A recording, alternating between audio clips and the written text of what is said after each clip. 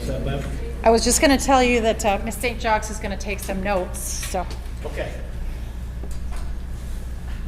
that's all. Ready? Good evening. I am Timothy Dow, and I am your school board chair. I'd like to welcome you this evening to our public forum on school safety. We have many agenda items to talk about tonight that will give you some ideas of different safety protocols that we've been put into place over the last 4 or 5 years. These protocols have been put into place not only for the safety and security of your students and your children, but also of all administrators within the Franklin School District. Now, you won't need to take any notes or anything. We're not going to have any tests. We're going to hold off until the end of the evening, which there will be a question and answer. But this presentation tonight will also be up on our website tomorrow. So if you want to watch it again or you have additional questions that may have not been answered, you'll be able to do that. The agenda items for this evening is our first agenda item. We're going to talk about the physical and building safety. Different things that we've done in the school to put more safety into our schools and to keep our schools safer. As we know, there's been numerous incidents of school shootings throughout the United States. We've had some incidents. We've had to go into a lockdown or a shelter in place, and we're going to talk about some of that tonight. We also are going to talk about our 8 response protocols and how we come about for those protocols. We will talk about our communication plans, how the communication plans work, how we coordinate with both the police and the fire department that are with us this evening. And then we're going to talk about reducing the risk for safety and mental health within our school district. It will end the evening with a question and answer. At this time, I'm going to turn it over to Superintendent Legallo, who will, along with Jefferson Brayman, who will talk about our recent upgrades to improve our school campus. Thank you, Tim. Thank you for coming out tonight, everybody. Thank you to all the administrators who are here tonight as well, and school board members. Thank you very much. Every 3 years, we have Homeland Security visit the Franklin School District. They go out to the schools all around the state. And I've been fortunate now to have 2 tours with Homeland Security here in Franklin. So about 3 years ago, they came out and they spend about 2.5 hours at each school. We walk through the facilities, they watch and see how we operate. And then they come out with a report and they make recommendations and hope that we will act on those recommendations. So 3 years ago, they made a bunch of recommendations to us.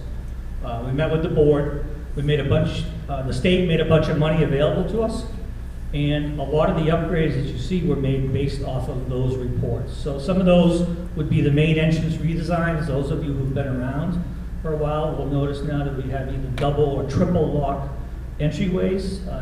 Paul Smith has the triple lock, middle school and high school have the double lock entries. We have barriers and bollards around the schools to protect from any kind of vehicle trying to get into the schools. You've probably noticed those over the last 3 years. We have bullet-resistant window film on all our windows in all 3 schools, including the front office should an active shooter try and come through the front doors. And we've done interior lock upgrades in all of our schools. What that means is by the push of a button, we, for the most part, can close every one of our classroom doors and lock them down. We've been fortunate that we went on a couple of national safety conferences in the last couple of months. And we met with schools from all across the country, and we met with safety experts from all across the country. Chairman Dow was fortunate to go with one of them with me. And coming back, we felt really good about some of the things that New Hampshire has done, and in turn what we've done here in Franklin for our physical safety. One of the things that we learned is that there's never been a student or teacher killed behind a locked door in all the school shootings that we all keep hearing about. Getting those classroom doors locked and kids behind those doors and teachers behind those doors at this point still seems to be the safest avenue, although we'll talk some more about that, about what we would do in a real situation. But when Homeland Security came through with us, they did it in the month of December, so just last month. Same gentleman who leads Homeland Security, he could not believe all that we had accomplished based on his last report. So he was pretty much giddy walking around the district and saying, well, you guys did that, and oh, you did that, and that, and that. So we were pleased to report to you that we're able to do this work to make the buildings more physically secure. We have just received the latest reports from him about the next steps for our district. And he was pleased to hear that we had already had plans to upgrade our camera systems, because that was one of the major things that he thought we should do next, is get to the next level cameras. And we were able to tell him, well, that's good that you said that, because we just have a project that we're starting to redo the camera systems inside and outside of all the preschools in the district. So from a physical safety standpoint, from Homeland Security sake, we're in good shape. In our district, we have one of my administrators who is in charge of emergency response protocols, and she's the emergency response coordinator. And that is Nicole Massey, our assistant principal at the elementary school. She has done a wonderful job coordinating the plan with the state. It's a requirement by the state that we submit response plans and emergency plans for each of the 3 schools by the middle of September each year. That's a new law that went into effect a couple of years ago. Her responsibility is to make sure that those are all up to date and that we do all the trainings that we're supposed to do. She's been with us for 2 years now, and she's done a wonderful job with this, and she's become our resident expert. One of our resident experts, Jack Finley, is now a school board member. Jack, can you give a wave? Jack's done a lot of this work prior to when he was the middle school assistant principal here. So I'd like to turn it over to Nicole so she can talk to you kind of about the 8 response protocols that we have and the trainings that we do with staff and with your children about how to respond when these protocols are put in place. So Nicole, I'm going to give this to you. I'm happy to stand up. All right, so what I want to start with is every single classroom and every single room in all 3 school buildings have one of these posters hanging on the wall. It's typically by the telephone, or also can be found by the door. It's also with a school map that shows the evacuations and all of the exit doors with that map. This poster outlines these 8 response actions. These are the 8 response actions that the New Hampshire Homeland Security and our fire and police chief follow whenever there's any kind of situation or emergency situation that we need to respond to in the school building. I want to briefly talk about each one of these and then go into depth about a couple of them, some that you may have heard a few times this year based on events and incidences that have happened within our school district. The first one's evacuation, means leaving the building. Typically, this is what you would know as a fire drill. Anytime there's a threat inside of the building or a reason that students can no longer safely be in the building, that's when we would evacuate. Scan is something that our teachers are doing all of the time. All of our staff members are always scanning, but for a call for a response for a scan is typically to look for some sort of suspicious item. Typically, it would be a bomb or something of that sort would be what they would be looking for in a scan. Look high, look low, look for anything in your environment that's not something that you are used to seeing. Reverse evacuation is when they are when students or staff are outside and there's a threat outside and we need to come into the building for safety. We've used this one at Paulsmith School when we had 3 lovely visitors, black bears. We had a mama bear and 2 baby bears out on our playground, and quickly we needed to round up everybody and get into the building. So that is our reverse evacuation.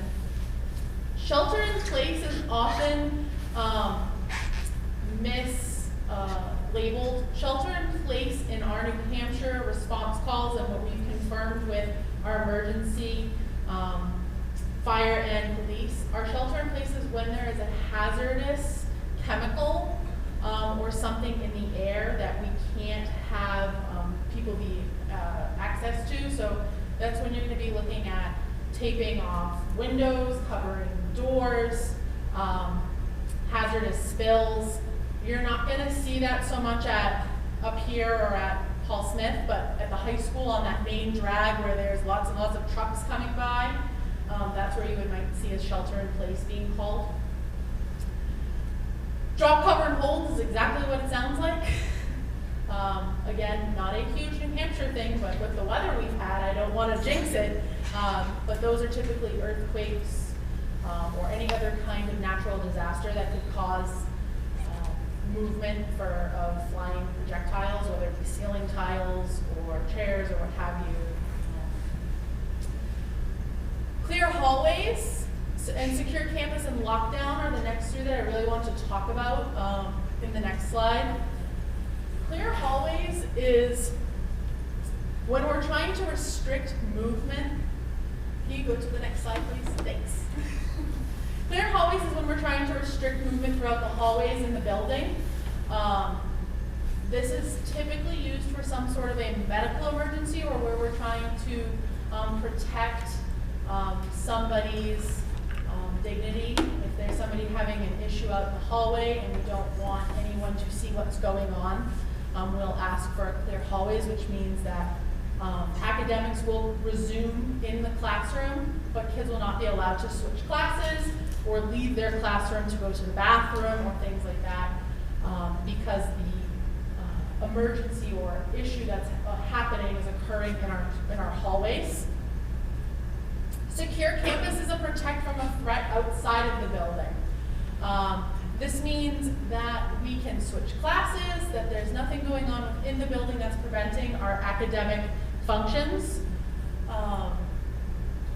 Things will continue as allowed. Teachers know that when any of these responses are called, to be listening and watching and paying attention to what may happen next, whether it's going to be released or we're going to get more or less restrictive in the type of response that we call.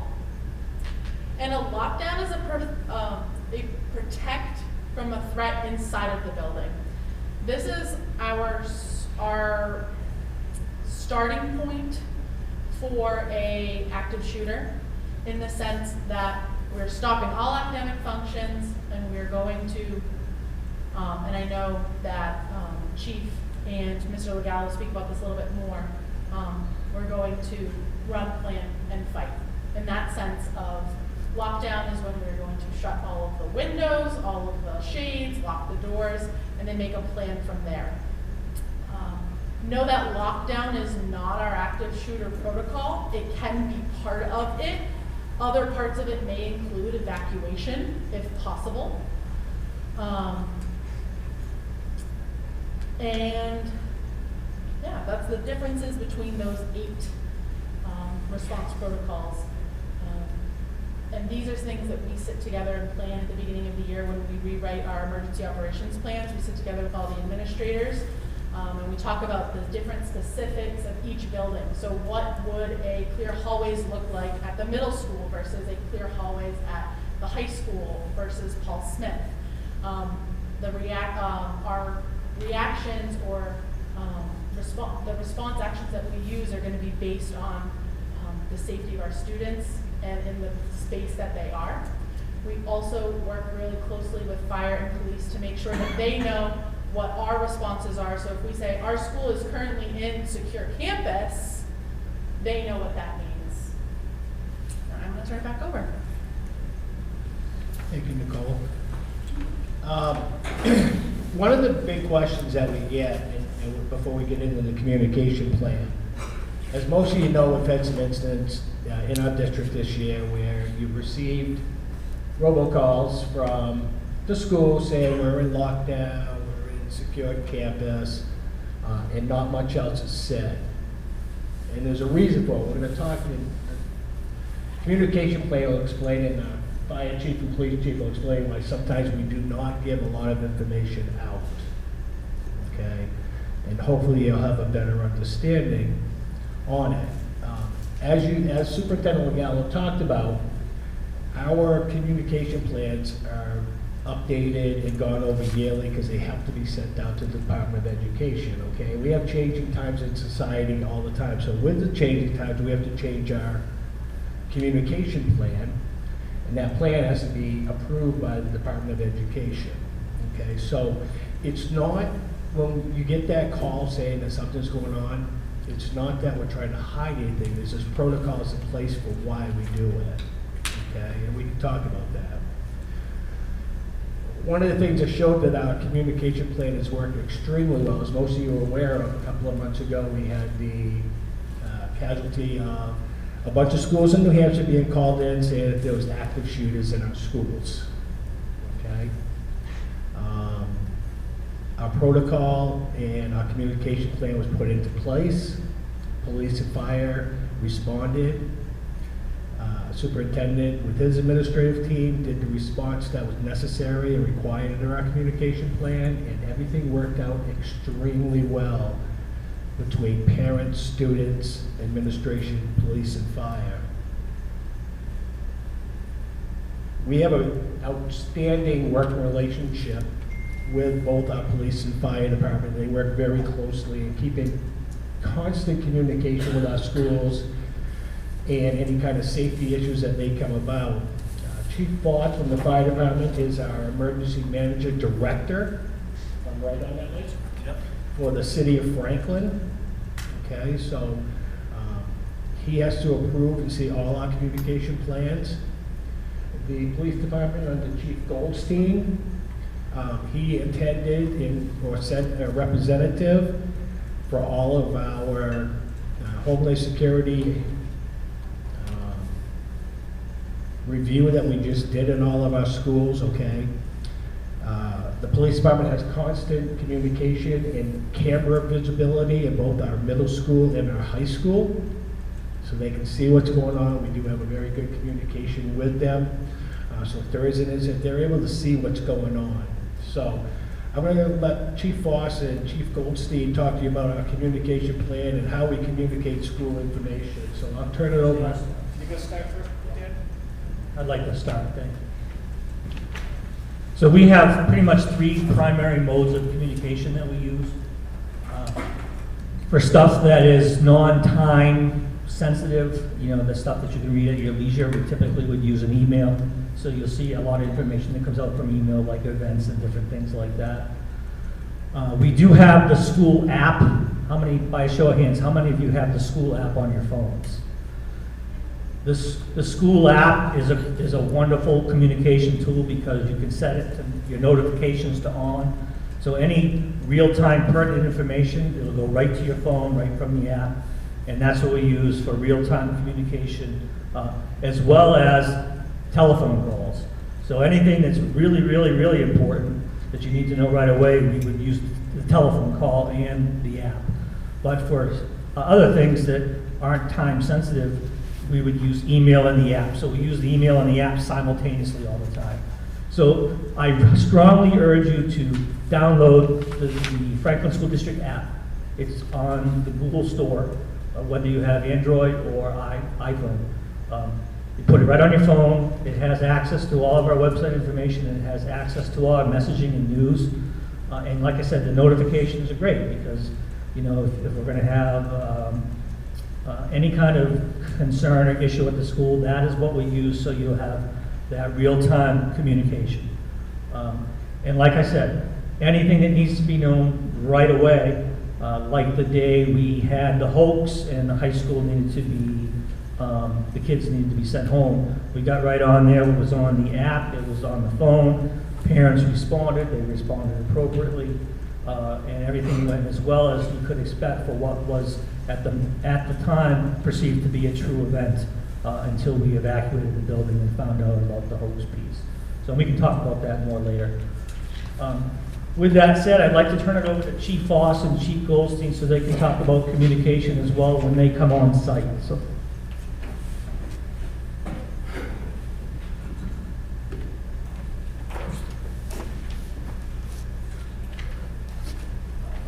I'm a little bit nervous. I haven't been on a middle school stage since the talent show went very badly for me. Apparently, I'm not as good as the new kids on the block were, but that's okay. My name's Mike Foss. Some of you got that. If you're a student, your parents got that. I'm not going to tell you. My name's Mike Foss. I'm the city's fire chief. I'm also the emergency management director. I work hand in hand with Chief Goldstein and all the school staff here to work through emergencies. And one of the most important things we do here, and we actually implemented that on the hoax active shooter situation that came through back in December. And we collaborate ahead of time to develop plans in the city, response plans and prevention plans. And then once an incident actually occurs, that's when we get together and we perform some sort of a unified command between police, fire, and the school to ensure that the city's safe, the students are safe, the staff is safe, and that you can be reunified to your kids as soon as possible. Ahead of time, we review the school's emergency operations plans. They give them to us, we look through them, we make sure they're in sync with our operations. They go to myself, and then they go to Police Chief Goldstein to ensure that they're actually accurate and manageable, even from the city's response end. So, forgive me, I'm just going to be looking at the slides a little bit. Every situation is, in fact, different. We may respond to an active shooter much different than we would a gas leak or a fire in the building. And then also here in the city, you might understand this, our city staff is limited. So it's not unusual to be on multiple calls. We're out of the station, might be mutual aid coming in. So we ask the school staff when we perform that unified command, and we work with the PD. But not every situation is going to be the same. One day the ambulance and fire truck might be in the station. They might be able to get to the scene in 5 minutes. Other days you may be waiting for the Tilton ambulance, a Boston ambulance, a Concord fire ambulance to get there, depending on the situation. So we ask the staff and our staff and everybody responding, and then also the parents, to be as flexible as possible, but we are going to start managing the situations as soon as they arise. Essential information will be communicated to family and the community, but please be patient. We don't want to just start dumping information out there if it's not accurate. And you might be wondering, well, I just saw on Facebook, on Franklin's Talking or whatnot, that there's something going on at the school. What is going on, and how come nobody's putting anything out? Sometimes we're wrapping our heads around it, and we would rather give you something accurate than we would, make the city panic for no reason at all. But as soon as we can, we're going to get information out. And that's going to come in a few different forms, and I'll cover that in a minute. We have identified reunification locations within the city. So if the school has some sort of an emergency and they choose to evacuate or implement one of their other plans, once those kids and staff, they leave the buildings, they know where to go. Now at first, they may reunify per their protocol with their teachers, but at some point, they're going to go to different locations in the city to get as far away from the hazard as possible. And in the city, we have 3 identified locations. However, we may put out communication that those have changed. If you're here at the middle school, the reunification point for students to go meet with their parents or their community, or their guardians rather, that's going to be at the Bessie Rowell Community Center right around the street. Worst thing you can do in an emergency is to go right to the location of the emergency just to make sure your student's okay. You're going to block us up. You might hinder our response. And then along with that, you may end up not being able to get anywhere near the school. You may just delay the process of getting to your child. We're going to do everything we can to get your students safely to these reunification points. So if it's here at the middle school, head towards Bessie Rowell Community Center unless you hear differently. If you're on the other side of the city and you're at the high school or you're at Paul Smith Elementary, the reunification points over there are for the Elks building primarily, and that's the new Elks on South Main Street. There was some confusion at the active shooter drill, which Elks? That's the actual active South Main Street location. The other location, if the Elks has an event going on or they can't accommodate the reunification, would actually be the National Guard site further down on South Main Street. That's a little bit trickier to activate. We can do it, but you usually need permission from the governor's office or I think it's the general of the National Guard. That's correct. Is it? Okay, all right. That's something right. That's good. All right. So those are the reunification points. Now, if for some reason we can't get students there, we can't get buses there, we're going to adapt and overcome. A reunification point might be a street somewhere in the city, and they might be waiting outside till they can get to shelter or location. But the idea is we're going to put that information out as soon as possible so you can reunify with your kids and head where you need to with them. Be patient with us. Most likely in many of these these situations that we talk about, there's going to be road closures, there's going to be detours, there's going to be delays in getting to wherever you need to get to. Be patient. We're going to try to work you through, open up streets, and use our resources as quick as we can to get you accurately where you need to be. Do you want to add anything on that sheet before we talk about? Good. Okay. All right. Okay. So these are some of the notification from the city standpoints. These are some of the notification locations of how we're going to put messages out. You obviously talked about the school app. Correct. Most of you have that. If not, get the information tonight, because the school put out info, but there are times when the police department, fire department, or somebody from the city's emergency management team is going to start putting out information about A, what's going on, B, where to go reunify, and C, any changes to normal processes, road closures, things like that. The first one, we talked about the school app. The second one is an app on your phone. It's called New Hampshire Code Red. And you can sign up for that directly on the city's website. There's a big link. If you can't find it on there, let me know. Call me at the fire station and I'll try to walk you through it, and we'll get you signed up. But New Hampshire Code Red is New Hampshire 911's emergency notification system that a chief officer, either at the police department or the fire department, can notify them and say, hey, we want this message blasted to every phone that's signed up for this within a certain radius. So if there's a fire at the school, if there's an active shooter, we're going to call New Hampshire 911 and say, hey, put this message out. This is what we want people to know. So if you're not signed up for that, definitely get on that application. That's very rarely used. It has to be an actual confirmed emergency with accurate information. In the last 5 years, 4.5 years I've been the fire chief, we've never used that, but it is available if we need it. The second one is Nixle. How many of you are signed up for Nixle already? Yeah, if there's a water main break at 1 a.m., you hear about it, right? And that's a good thing in most cases. This comes through the Franklin Police Department dispatch. You're going to get things, all sorts of information, road closures, water main breaks, but you're also going to hear about the big stuff through the Nixle app on, fires, active shooters, earthquakes, anything that, might affect emergency-wise the operations of the school. So if you're not on that, go ahead and sign up for that as well. I think that's all I've got for, if you guys want to talk more about your app, or Chief, if anything else to add as well. So the last bullet there is making sure that your ALMA information, ALMA is our student information system. So everything that we use to communicate is based on that. So you want to make sure your phone numbers are up to date. You want to make sure your email addresses are up to date, because all of our information is pulled every 24 hours and it's updated. So if anything changes, make sure you get into ALMA and make those changes. So you're most importantly, you want to make sure you get those snow day calls, so you know if we have school or not. So now I want to turn it over to Barbara Slayton, who's head of our Office of School Wellness, so she can talk to you about some of the risk assessment work that we're doing and some of the mental health outreach we're doing to help support students. Good evening, and thank you for being here. Can you hear me okay in the back? Yes. Excellent, thank you. Since we're doing true confessions, the last time I was on a middle school stage, I lost the spelling bee to my twin sister. I misspelled the word acquire, which is spelled A-C-Q-U-I-R-E, acquire. Ooh, feel better now. I'm up here to talk to you about the mental health and the behavioral health side of things, because what obviously we want to do is prevent incidents from happening, and especially with our students, we want to increase the safety of our students by increasing the positive climate in our schools.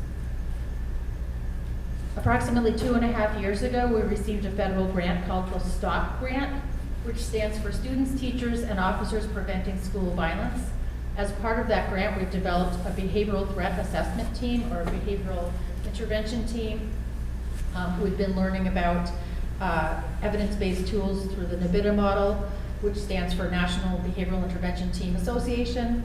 5 of us, including down here, Tara Nelson from Riverbend, Taylor St. Jacques from, she's the high school social worker, and Ashley Dowhart from Health First, along with Matt, who is our elementary school social worker. Went to a 5-day conference and came back with lots of information about these tools. The State of New Hampshire Department of Education chose NBITA as its model, which is why when we wrote our grant, we wanted to be in line with that. So as I said, we're 2.5 years into that. That was a $267,000 grant. We've developed the core team, which includes many of the people that you see sitting up here. So once a month, at least, we get together to develop some processes, do some training, trying to all get on the same page about when we have something that looks like it might be a threat, how do we assess that? Especially how do we assess that in children and youth? Dan mentioned coming back from the conference that they went to feeling pretty good about where we're at. We went to the NVIDIA conference in November as well. We were one of the biggest, we were the second largest K-12 school district. NVIDIA supports K-12 school districts and also college level institutions. Most of the participants were college level institutions. They really wanted to hear from us a lot about what we were doing. And the other district that had 17 participants, beating our 5, was from Exeter, New Hampshire. So we traveled all the way to Florida to meet 17 people from Exeter, New Hampshire. But now I've actually followed up with them. They're about 7 years ahead of us. They use the same model. So they're sort of mentoring us through the process a little bit once we made that connection down in Florida. So we've been working on those for the past couple of years. COVID slowed us down at the beginning. Some of the work that we've been doing, we already have a pretty robust, and I hope many of you are aware of, a protocol for suicidal ideation within the school district. Essentially what that says is that any student who expresses suicidal ideation, even if it's sort of a, I was just joking, an offhand comment, anything from that to, a written or artwork or something that's concerning, gets immediately brought to the attention of a counselor. Counselors are trained to do basic screenings to find out, is this I was just joking, we need to have a conversation about, there's other things that you can joke about or other ways you can express yourself. Is there something more serious going on? That always results in a communication with a parent or guardian. So you may have been on the receiving end of that if you're in the room and you're a parent or guardian. Sometimes that conversation is as simple as, yeah,